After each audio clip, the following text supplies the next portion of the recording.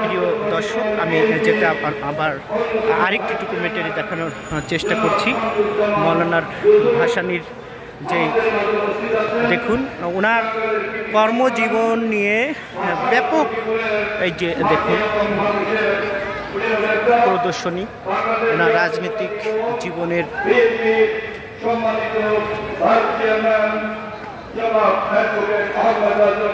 মৌলানা ভাসানীর সহধর্মিণীকে নিয়ে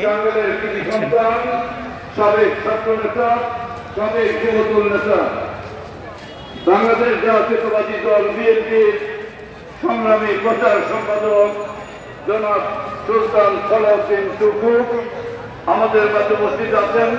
বাংলাদেশ জাতীয়তাবাদী দল বিএনপির নির্বাহী কমিটির সম্মানিত সদস্য জনাব মাইনুল হক আমাদের মাঝে উপস্থিত।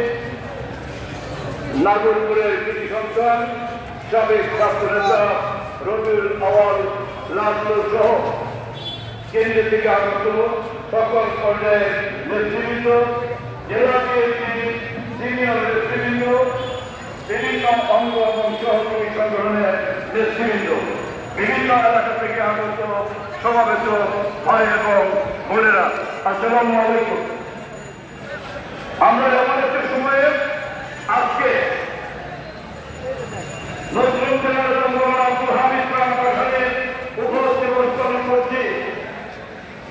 যে সময়ে বাংলাদেশের অন্তর্বর্তীকালীন সরকারের সময়কালে একটা জাতীয় নির্বাচনের ভাবনায় মানুষ নিয়োজিত নির্বাচন করতে হবে। সেই সময়ে একাত্তরের ষড়যন্ত্রকারীরা আবার নতুন করে ষড়যন্ত্র করতে বাংলাদেশের দেশের সময় মতো নির্বাচন না